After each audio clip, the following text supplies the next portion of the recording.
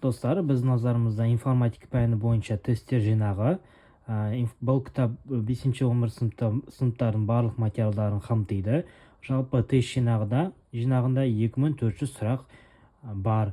Сонымен қатар бұл кітапта кітаппен бірге есептердің шалжуы видео сабағы берілген. Әрбір нұсқаның өзінің жауап парақтары болады. Жауап парағына қарап оқушы тесттерді орындай алады.